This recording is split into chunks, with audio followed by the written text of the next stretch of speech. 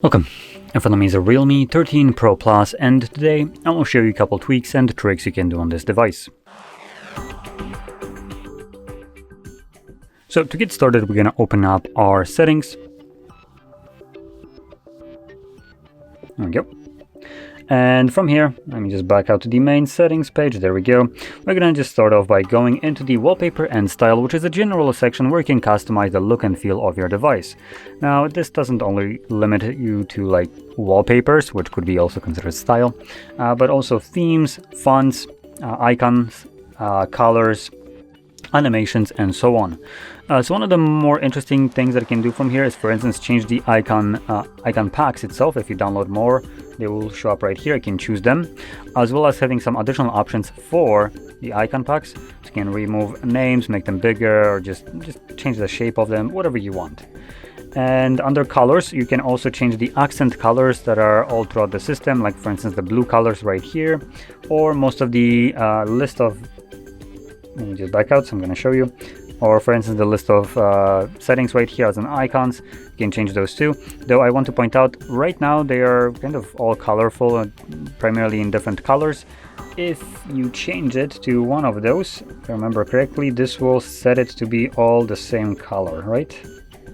Nope. Try that again. Oh, right here we can already see we have the same colors.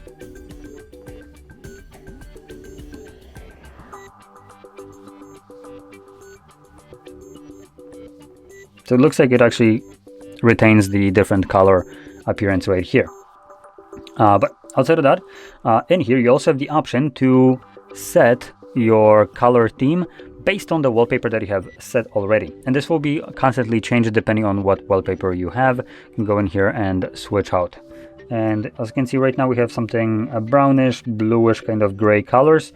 And well, there's the wallpaper. We have some blues right here, brown, and some gray right here. So it is pulling the colors from the wallpaper.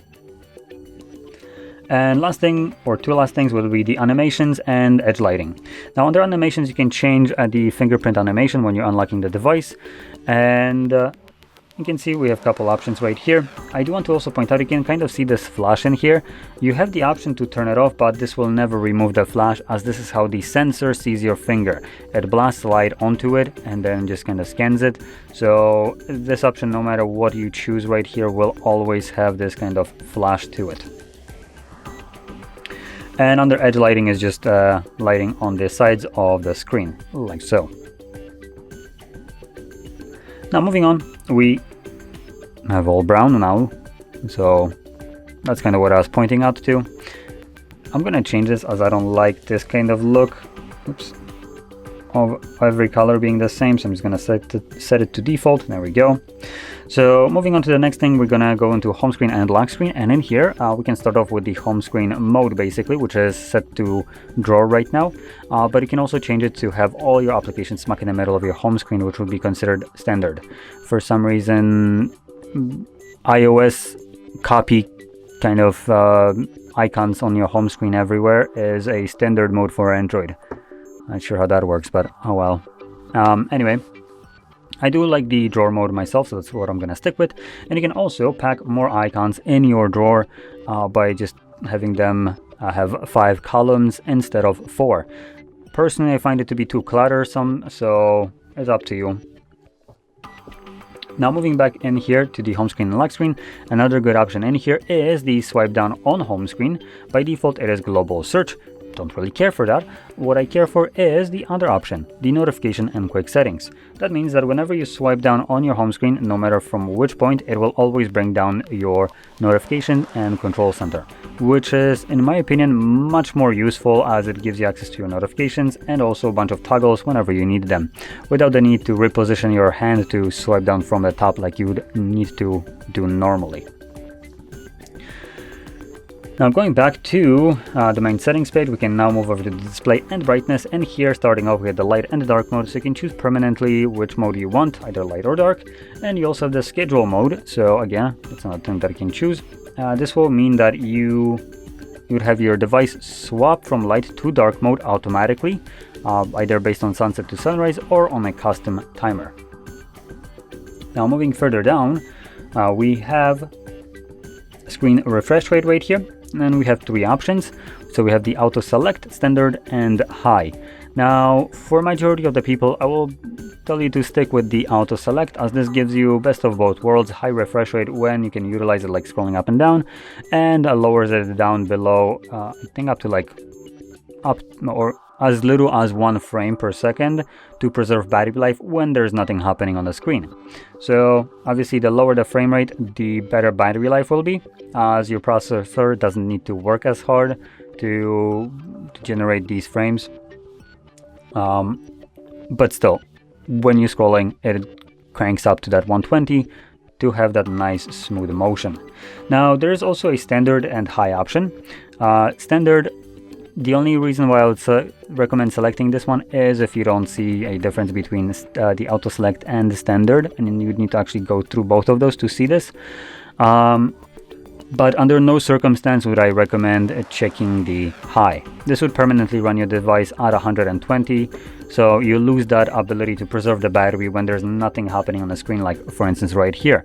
So the device with the high option would be still rendering this at 120 frames per second, meaning that you're seeing 120 different frames of this, which is basically could be considered a picture right now, and there's nothing moving here.